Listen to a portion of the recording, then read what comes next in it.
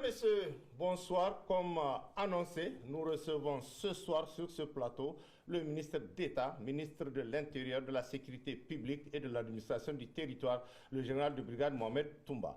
Monsieur le ministre d'État, bonsoir et merci d'avoir répondu à notre invitation où nous allons parler de votre lettre de mission.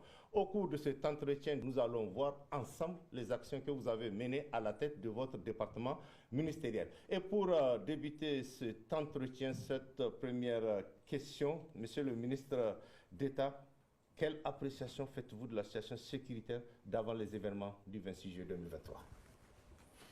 Merci à vous, monsieur les journalistes, et à la RTN pour l'occasion que vous nous offrez, certainement de nous entretenir avec nos concitoyens sur les grandes lignes de la mise en œuvre de notre lettre de mission. De prime abord, je voudrais rendre grâce à Dieu qui a rendu cela possible aujourd'hui pour qu'on puisse vraiment rendre compte au peuple nigérien de ce que nous sommes en train de faire depuis bientôt 2 ans.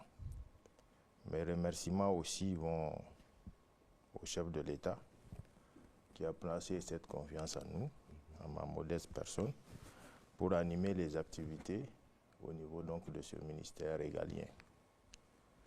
Je présente mes voeux en cette début d'année 2025, mes voeux de nouvel an à la population du Niger et à l'ensemble de l'espace AES. Je présenterai aussi mes condoléances aux victimes civiles et militaires, car nous savons effectivement que cette situation a posé beaucoup de désolation dans notre pays et dans notre espace. Et enfin, je salue la résilience du peuple, de la population, au sein donc de cette confédération AES. Pour revenir à votre question, comme vous le savez, la dégradation de la situation sécuritaire et la mauvaise gouvernance dans la gestion des affaires publiques étaient les préoccupations majeures qui ont conduit le CNSP à prendre le pouvoir le 26 juillet 2023. Je voudrais justement, pour qu'on puisse un peu cerner cette situation, essayer de parler d'avant 2023, relativement à votre question, de la situation à partir de juillet 2023 et de ce que nous sommes à partir d'aujourd'hui. Je pourrais dire que la situation dans laquelle nous étions avant le 26 juillet était une situation de sous-traitance sécuritaire.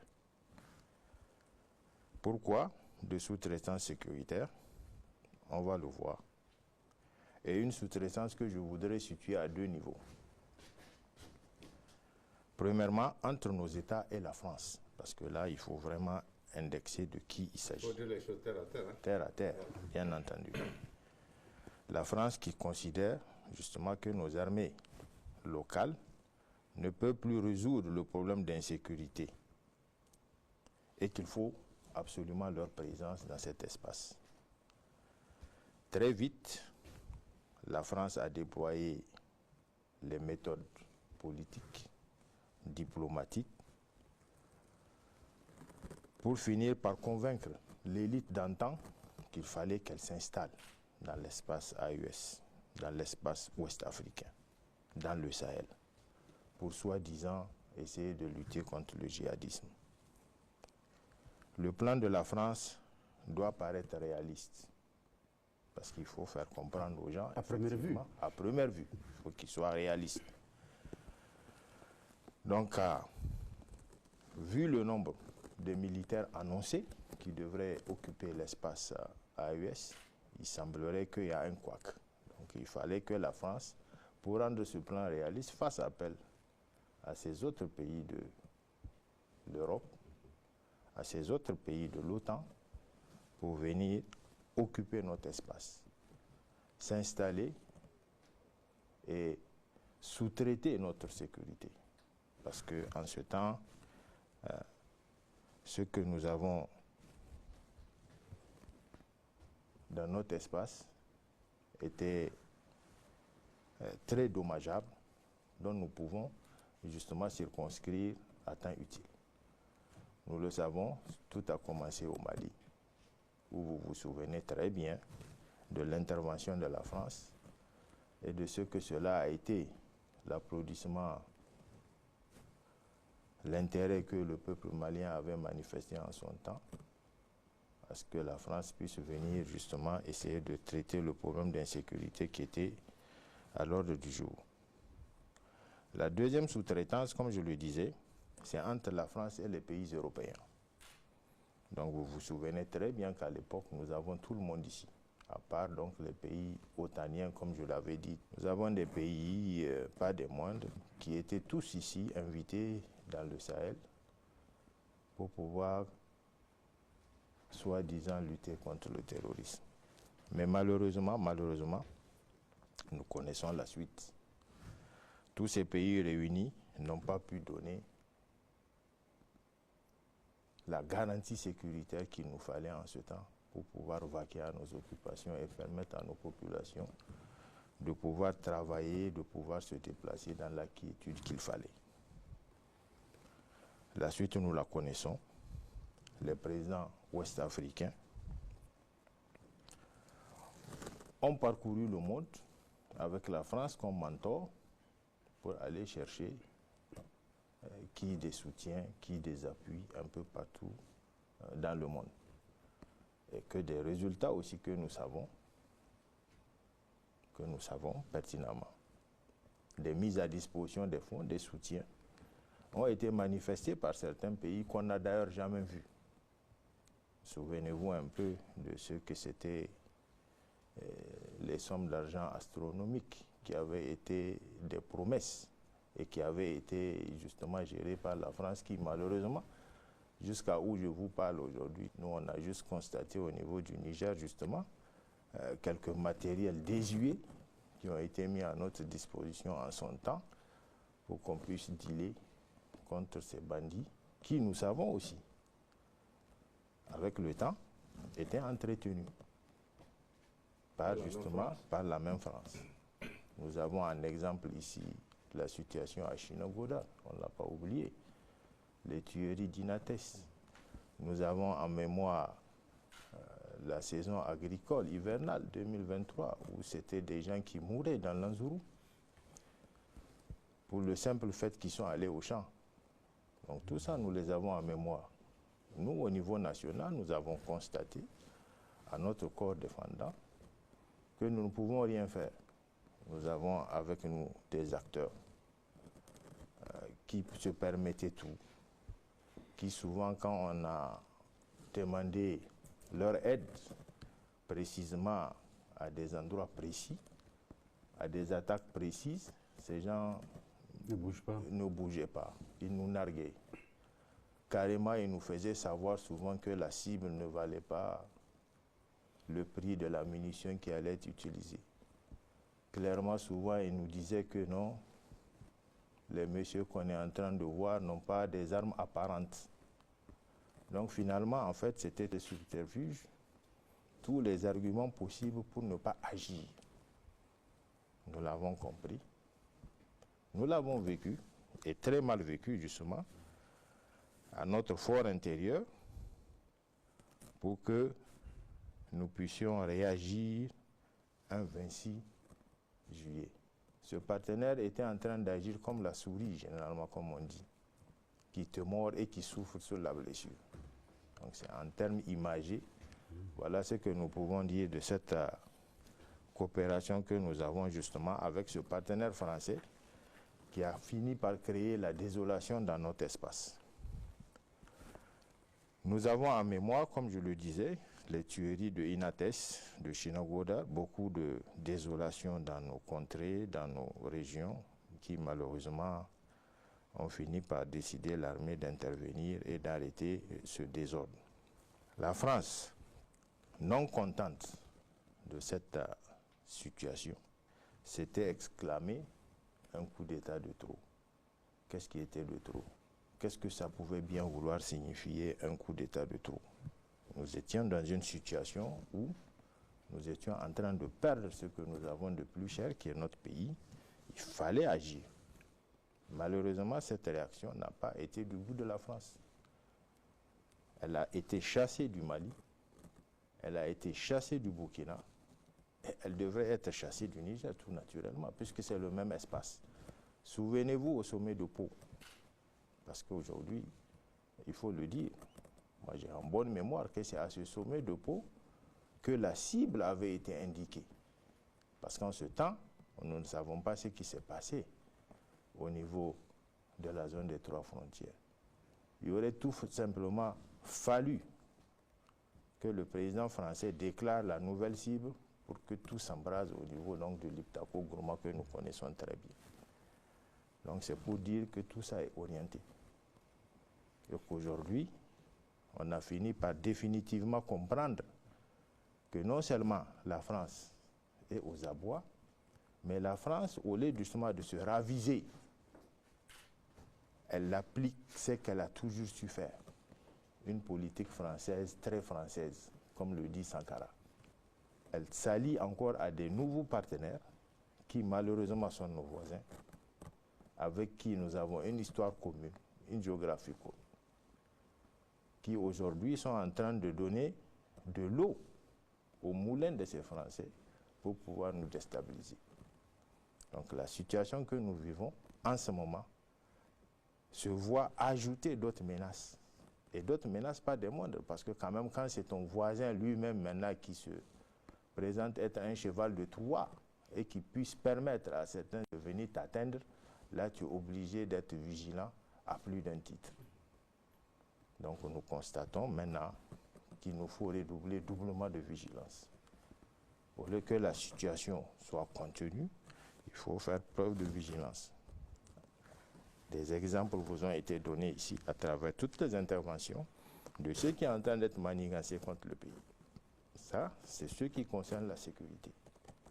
Sur le plan économique, on n'en doute pas un instant que des efforts sont en train d'être faits pour nous empêcher notre plénitude économique. Je salue toujours la résilience de ce peuple nigérien qui a compris les enjeux qui sont là, qui sont les nôtres, et qui a compris l'objectif de cette lutte, qui est ni plus ni moins une lutte de libération. Essayer d'affirmer notre souveraineté et de pouvoir vraiment nous développer avec nos propres valeurs. Et c'est de ça qu'il s'agit. Donc, très vite, nous l'aurons compris, et mieux ça vaut. Donc, voilà la situation dans laquelle nous sommes en ce moment.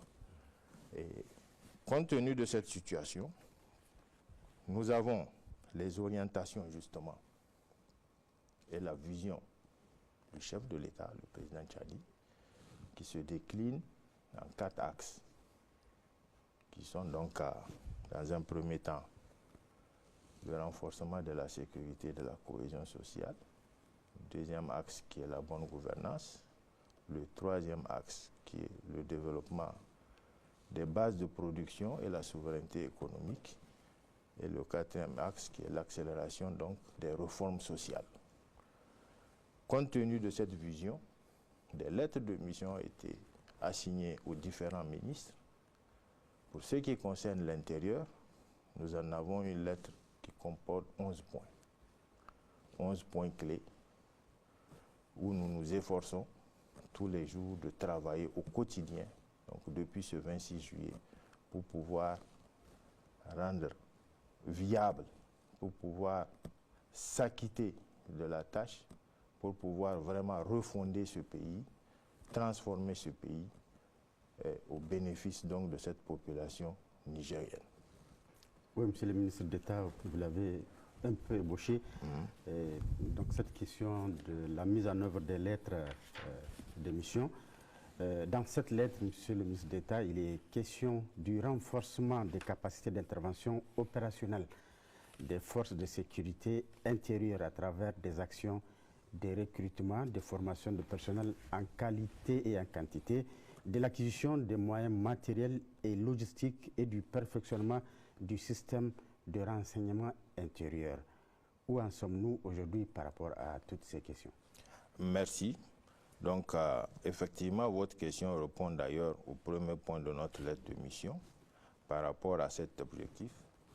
Mon département ministériel a engagé et réalisé plusieurs réformes et activités qui ont permis de renforcer les capacités opérationnelles de nos forces intérieures.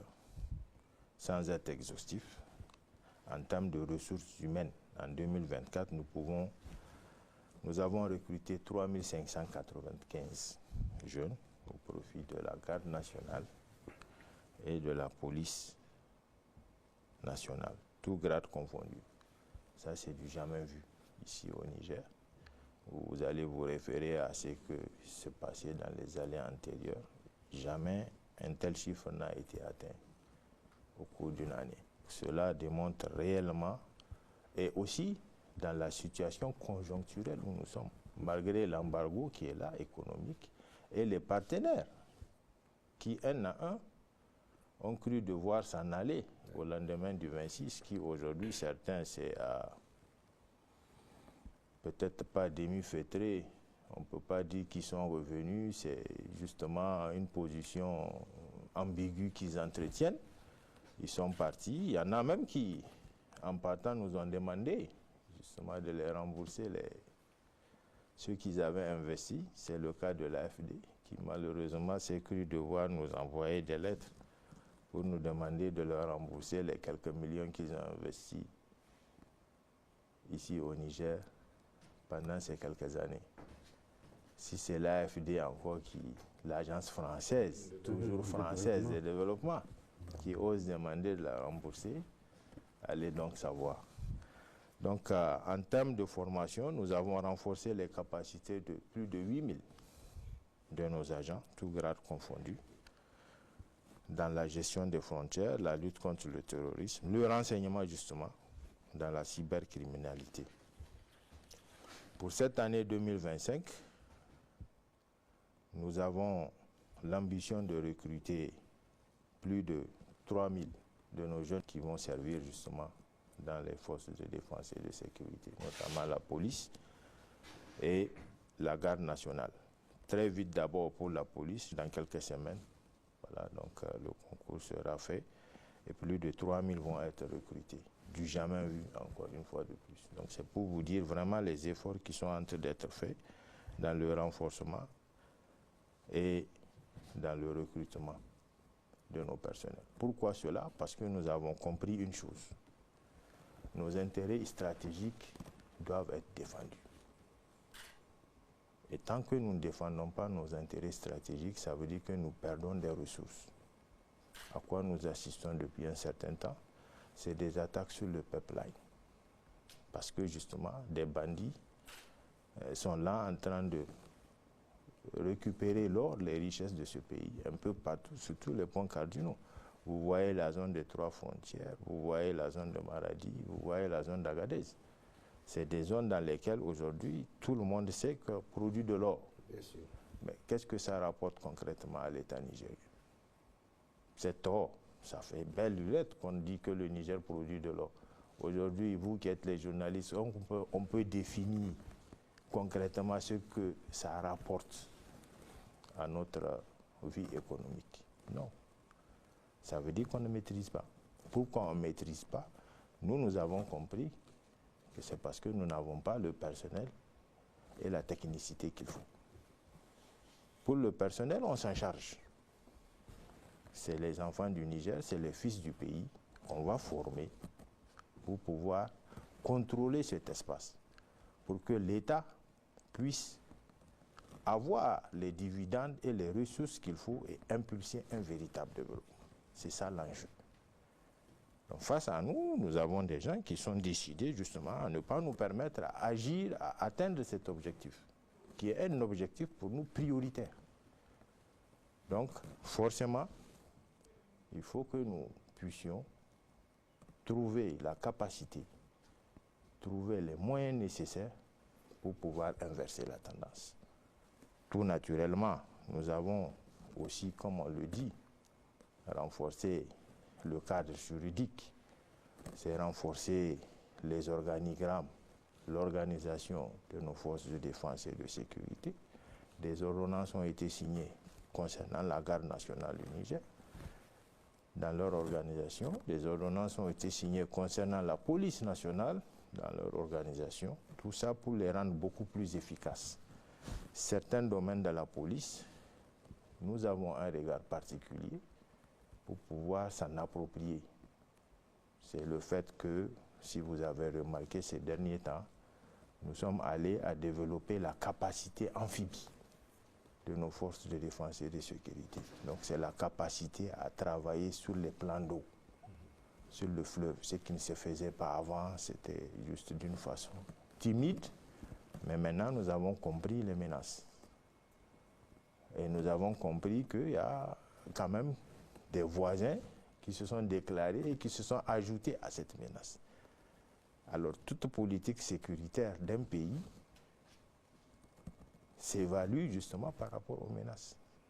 Donc face à ces nouvelles menaces, nouveaux comportements, nouvelles attitudes. Nous allons renforcer justement ces domaines de la police, de la garde, de la gendarmerie pour pouvoir faire face. Nous allons revoir le maillage sécuritaire. Le maillage sécuritaire du pays. Nos implantations de nos unités. Un peu sur l'espace. C'est par la création des commissariats, là où il n'y en avait pas, par la création des escadrons polyvalents de la garde nationale, là où il n'y en a pas, et par la création aussi des compagnies de surveillance de frontières, les CMCF, qui ont montré leur plus-value dans notre architecture sécuritaire. Aujourd'hui, à tête d'exemple, vous avez les escadrons polyvalents de la garde nationale, ceux qui sont déjà construits, toujours sur fonds propres du Niger, ça il faut le dire, à Dogon-Kiria, à Bonkoukou, ça a commencé, voilà, à Kokorou, dans la région de Terra, à Yelou et à Touroudi. Vous voyez ces efforts qui ont été...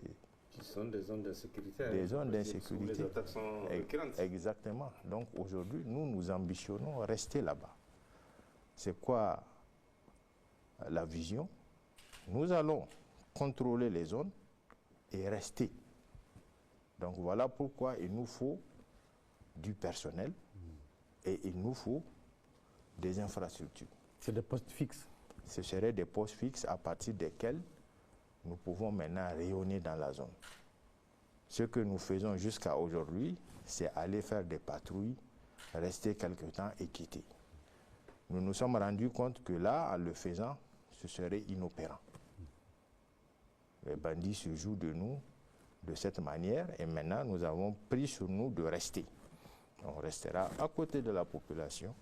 On permettra justement à la population de se sentir beaucoup plus à l'aise, à nos forces de défense et de sécurité d'être sur place et de dominer l'environnement, connaître l'environnement. Et de cette manière, nous savons que nous pouvons être beaucoup plus efficaces à ce niveau.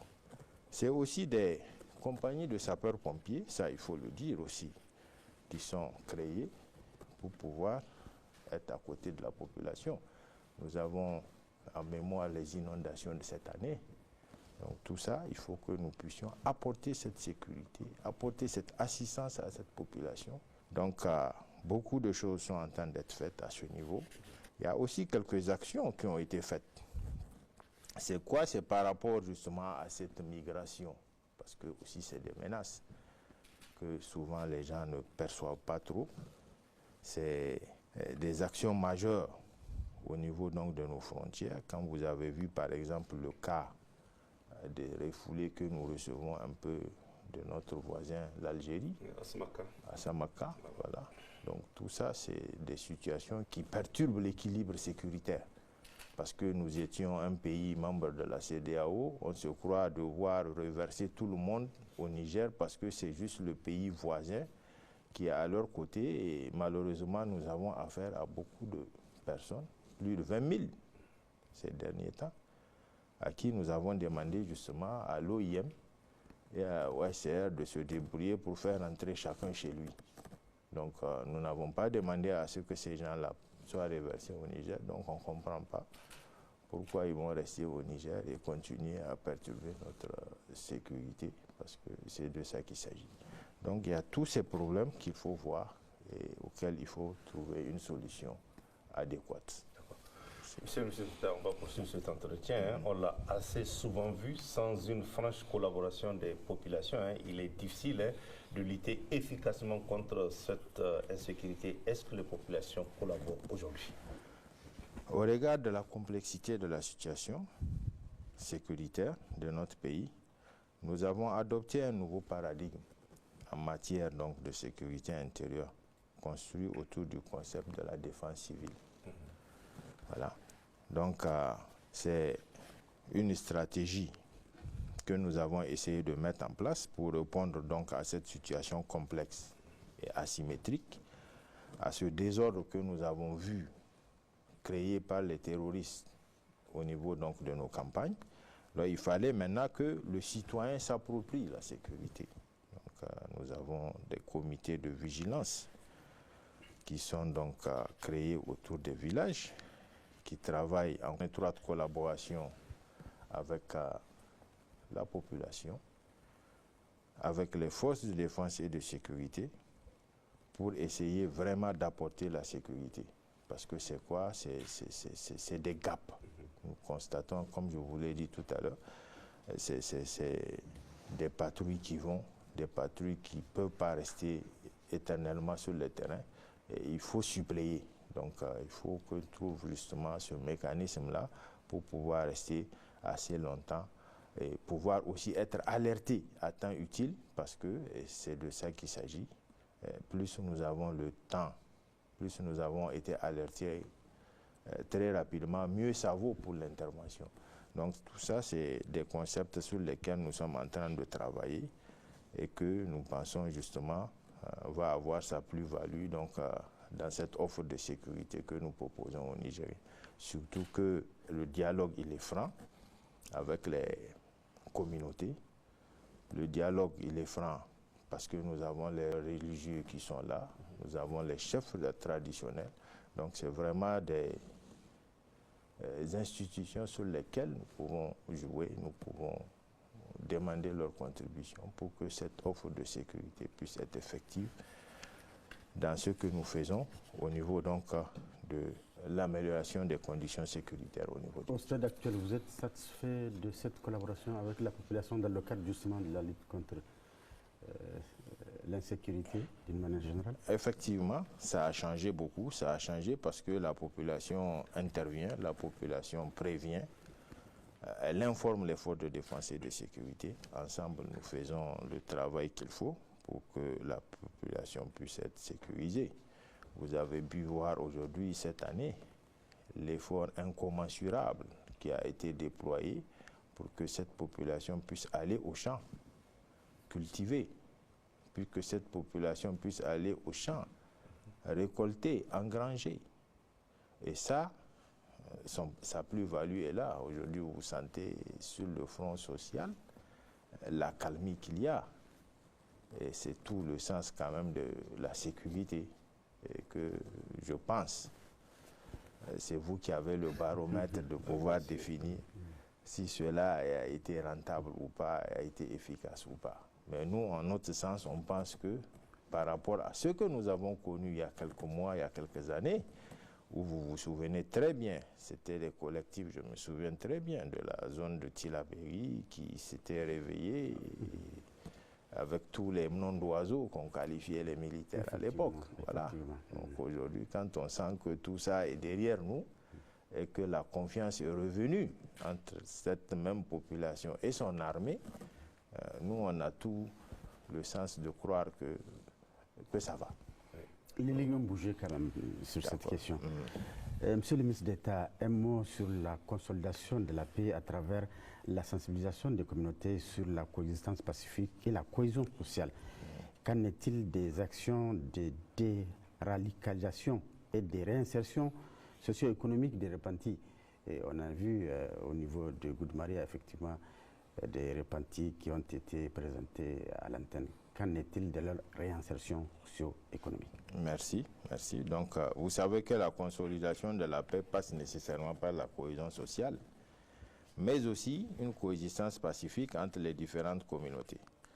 Malheureusement, certaines contingences rendent les choses difficiles. Les velléités d'infiltration et de désunion sont les braises sur lesquelles les obscurantistes sont en train de souffler pour désunir, pour opposer les gens. Donc nous avons entrepris plusieurs actions. Donc c'est le comité au niveau de nos actions, au niveau local, pour des actions de sensibilisation. Des forats sont organisés, des caravanes, en collaboration avec la HACP, que vous connaissez très bien, où nous essayons effectivement de voir comment rapprocher ces communautés, et nous essayons aussi de rendre pratique l'appel du président, chef de l'État, à l'endroit justement de ces jeunes qui se sont fait enrôler dans ces mouvements, de revenir au pays et de revenir pour construire ce Niger qui est notre bien commun. À notre satisfaction, nous nous rendons compte effectivement que ce message est en train de porter. Ces gens reviennent. Nous avons 2 centres, comme vous l'avez situé aujourd'hui, c'est celui de Goudou-Maria et aussi celui de Hamdallah. Je voudrais aussi vous faire remarquer qu'il y a quelques mois de cela, ceux qui étaient dans ce centre l'ont abandonné, les mêmes partenaires. Les mêmes partenaires qui, pour eux, on ne sait pas si c'est l'intérêt du peuple nigérien qu'ils mettent devant ou bien c'est des intérêts que nous, on ne maîtrise pas en tout cas. Pour peu qu'il y ait un problème, on abandonne tout, on s'en va. Il s'agit de quels partenaires?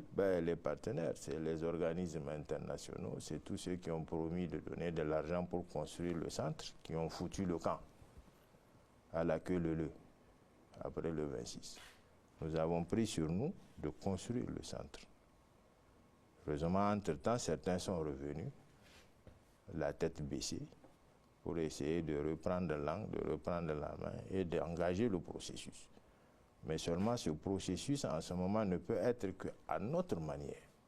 Parce que nous ne comprenons plus ce comportement mi-figue, mi-raisin. Nous avons depuis ce temps plus de 500 jeunes repentis qui sont là et qui continuent à venir. Nous avons décidé de former dans le domaine qu'ils comprennent le mieux. Et c'est quoi qu'ils comprennent le mieux? Un paysan nigérien, tu lui apprends l'agriculture, tu lui apprends l'élevage, tu renforces sa capacité. Maintenant, si tu arrives à l'aider, parce que souvenez-vous, c'est du bétail qui a été volé dans ce pays-là. C'est nos économies locales qui ont été déstabilisées. Vous partez dans nos campagnes aujourd'hui, à peine vous allez trouver une chèvre dans nos villages. Les gens ont tout pris, les bandits ont tout volé. Il faut reconstituer tout ça. Voilà. Et au-delà de ça, il faut donner la possibilité de produire. Nous avons des plans d'eau, il faut les valoriser. Il faut produire, il faut faire l'agriculture, il faut faire la pisciculture, il faut faire l'élevage. Donc, en pensant qu'en formant ces gens, dans ces domaines précis, ils peuvent être utiles à leur communauté. Pour peu maintenant que quand ils vont produire, qu'on puisse transformer et qu'on puisse évacuer.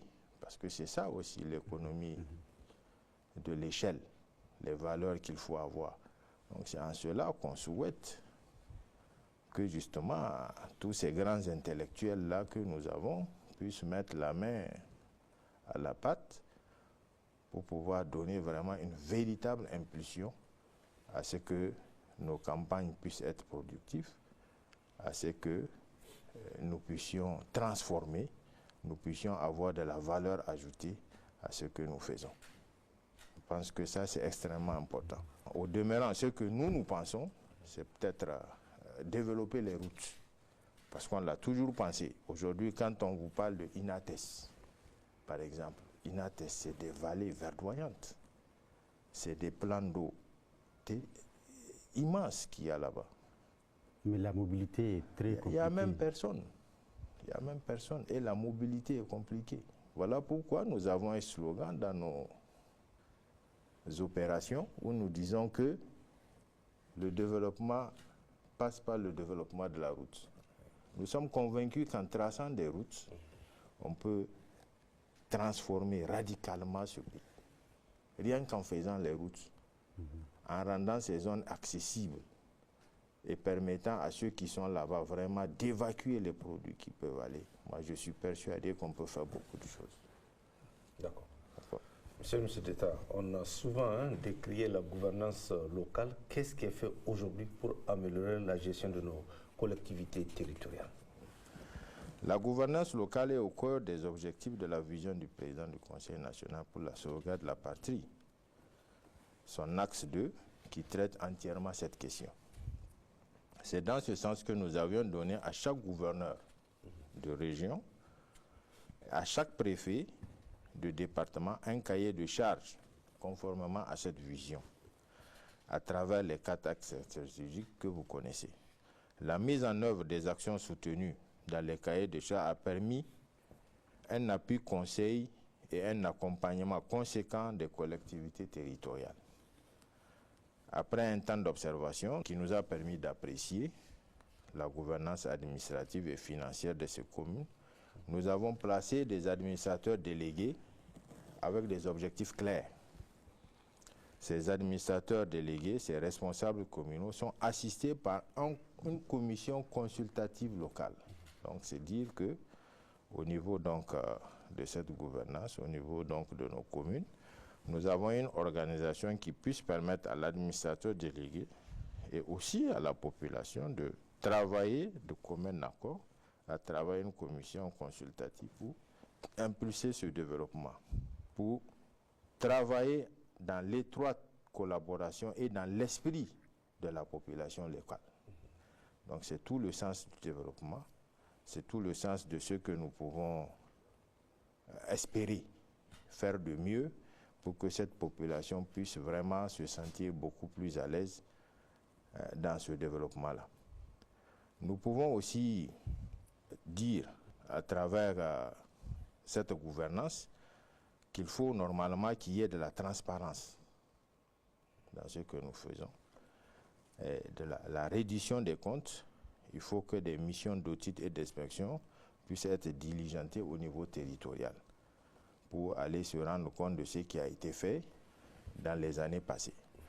Effectivement, j'ai quelques exemples ici de ce que nous avons pu faire au niveau donc, du ministère de l'Intérieur à travers l'IGAT, l'inspection générale, où nous avons, au courant de cette année, diligenté quelques inspections dont on a les conclusions définitives.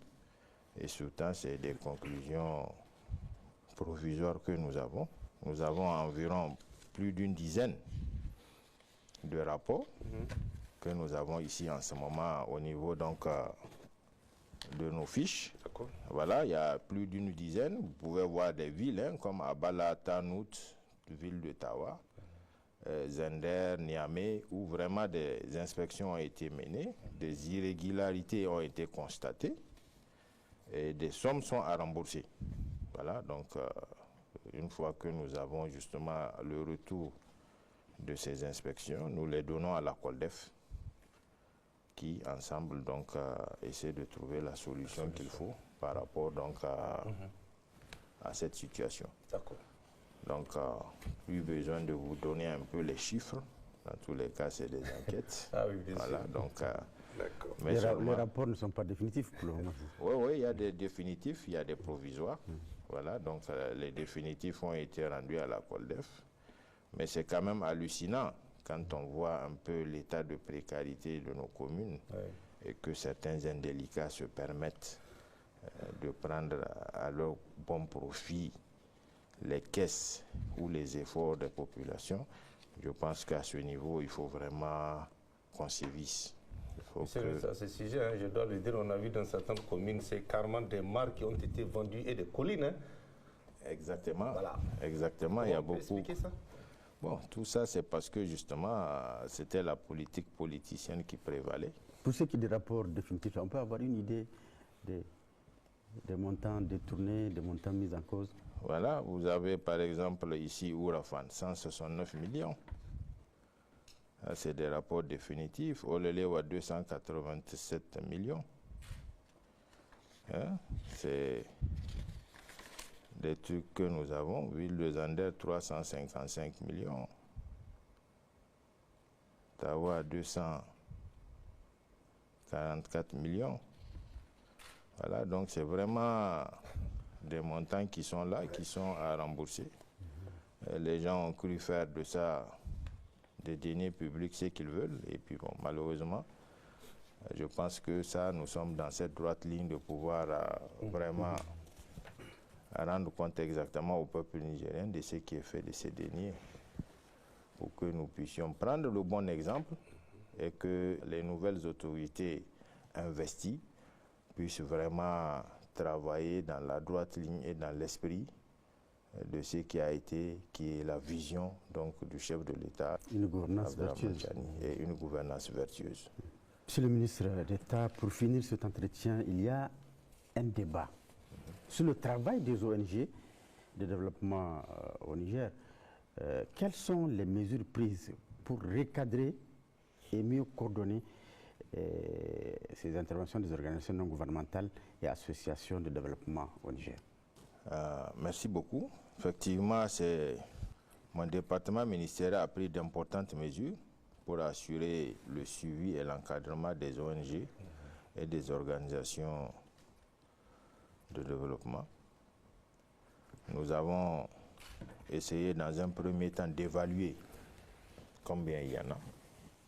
Nous étions surpris de voir que rien que pour les ONG, nous avons dénombré 4122. 4122 ONG. 4122 reconnus. ONG reconnus. Et dont 332 étrangères. Donc, vous voyez un peu ce que ça vaut comme ONG. On a l'impression que c'est le fourre-tout. C'est un domaine dans lequel les gens se retrouvent. Et certainement pas pour travailler pour le pays. Parce qu'à titre illustratif, ils affirment avoir investi 130 milliards. 130 milliards dans l'année 2023, ce qui n'est pas sûr. Aujourd'hui, quand on met 130 milliards, vous voyez un peu comment ça pourrait changer significativement la vie de nos Nigériens. Mais malheureusement, nous ne sommes pas convaincus de ces chiffres. Et donc, nous sommes en train de vraiment parfaire ces audits-là, essayer de comprendre exactement ce qui se passe. Moi, je suis de ceux qui sont convaincus qu'on peut... Bon, de toutes les manières, les ONG n'ont jamais développé un pays. L'aide n'a jamais développé un pays. Si on veut se développer, il faut se développer avec la bonne manière, en comptant sur soi-même. Bon, maintenant, comme nous sommes dans un système où des gens veulent bien aider, c'est une très bonne chose. On peut faire avoir confiance et accepter cette aide, mais il faut qu'elle soit canalisée et il faut qu'elle soit orientée pour servir à bon escient. Donc nous sommes vraiment en train de travailler là-dessus pour que nous puissions faire travailler ces ONG dans la droite ligne et faire comprendre à ces ONG ce que nous voulons. Parce que qu'est-ce que nous avons constaté? Vous avez en mémoire ici le responsable de l'Union européenne pendant les inondations qui a eu un certain montant et qu'il a pu distribuer à quelques ONG sur des critères qui lui sont propres. 1 million d'euros. À sa guise. À sa guise. On vient, on prend de l'argent au nom d'un gouvernement, on les distribuer aux des ONG. Donc nous, nos analyses et nos enquêtes ont permis de découvrir qu'il y a beaucoup de ONG qui sont en accointance avec justement ces partenaires qui nous portent la guerre. À travers justement des missions de subversion, à travers des mauvais comportements, à travers des soutiens qu'ils apportent souvent aux terroristes. Voilà. Donc souvent, on se braque. On ne dit plus de déplacement des ONG sans escorte, ils s'offusquent. Ah, il faut qu'on leur donne la possibilité de se déplacer comme ils l'entendent et quand ils le veulent. Ça, c'est pas possible. Nous prenons maintenant la souveraineté. Nous prenons d'organiser notre pays, pas de leur permettre de venir faire ce qu'ils veulent. Donc, il faudrait qu'ils comprennent effectivement que le rythme a changé.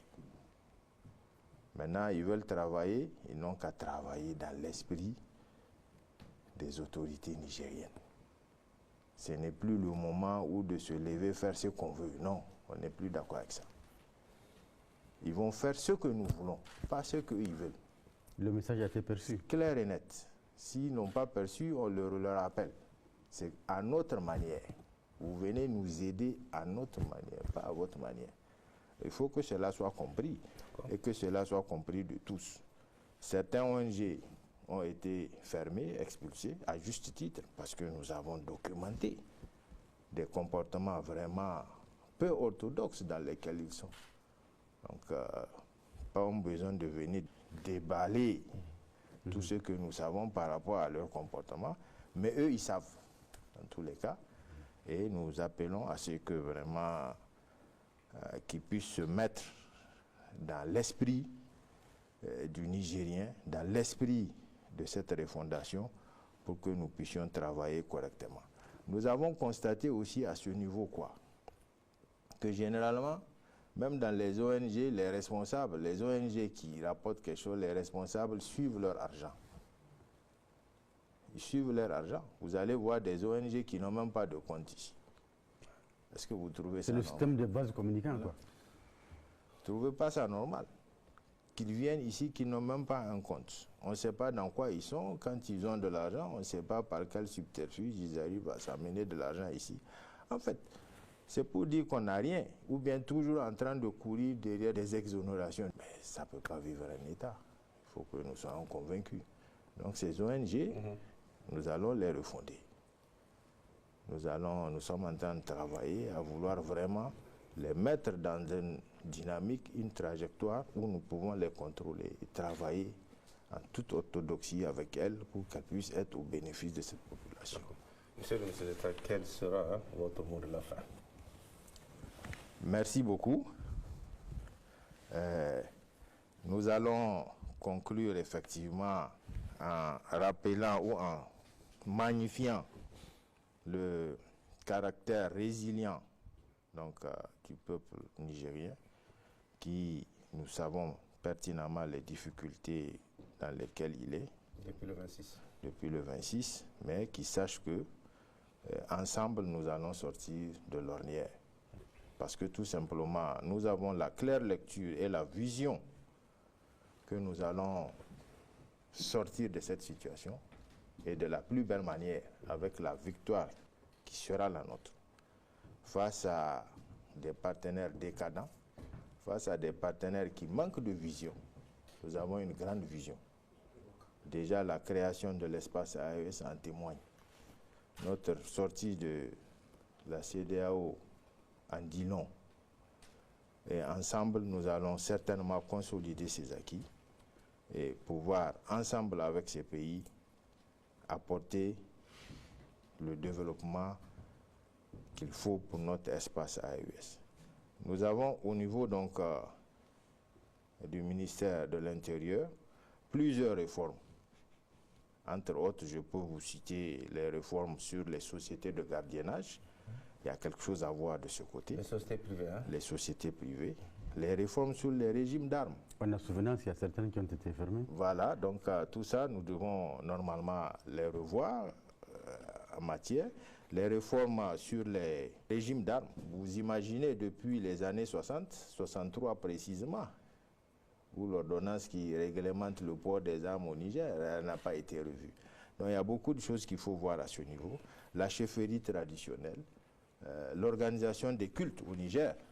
Donc c'est tout un chantier que vraiment nous avons ici en face de nous. Les réformes sur le schéma national de l'aménagement du territoire. Vous imaginez que dans les pays de l'AES, nous sommes le seul pays où nous n'avons que 8 régions. J'étais surpris de voir que tous ces pays-là ont plus de 10 régions. Donc, avec l'immensité quand même du territoire nigérien, 1 267 000. Nous devons être en mesure d'espérer effectivement voir comment revoir le redécoupage donc, de cet espace-là pour que l'administration puisse être au contact très proche de la population. Donc, vraiment, en ma qualité de ministre chargé de la sécurité, nous avons aussi participé à beaucoup de rencontres dans le cadre de l'opérationnalisation de la Confédération AES, rencontres au cours desquelles nous avons validé certains documents de voyage. Bientôt, nous aurons notre passeport AES. Voilà, nous aurons nos cartes d'identité aussi. Donc tout ça, c'est des démarches sur lesquelles nous sommes et qui sont en train de vouloir aboutir très rapidement. Donc, les conditions d'actualité obligent. Nous avons pris l'ordonnance qui avait été signée sur les conditions d'entrée et de séjour au Niger, qui vient renforcer notre surveillance du territoire. Donc c'est vraiment appeler le peuple nigérien à être vigilant, beaucoup vigilant. Nous sommes dans une situation imposée où certains acteurs sont en train de nous regarder, on ne sait pas de quelle façon. Ils sont en train de nous attirer l'apocalypse. Ils sont en train de vouloir nous ravir ce que nous avons. Et je pense qu'ensemble, en restant vigilants, nous pouvons faire échec donc à toutes ces tentatives et pouvoir vraiment refonder notre pays, pouvoir transformer notre pays, pouvoir le mettre sur une trajectoire de développement pour que tout puisse se passer correctement comme cela se doit. Je voudrais rendre un vibrant hommage à nos martyrs civils et militaires, féliciter et encourager nos forces de défense et de sécurité. Gloire au peuple souverain du Niger. Merci. Merci, Monsieur le ministre d'État, pour cet entretien. Mesdames, Messieurs, c'est la fin de cet entretien. Merci de l'avoir suivi. Et notre prochain invité dans le cadre de notre série d'entretiens avec les membres du gouvernement est le ministre de la Santé publique, de la Population et des Affaires sociales. Excellente soirée à tous. Au revoir.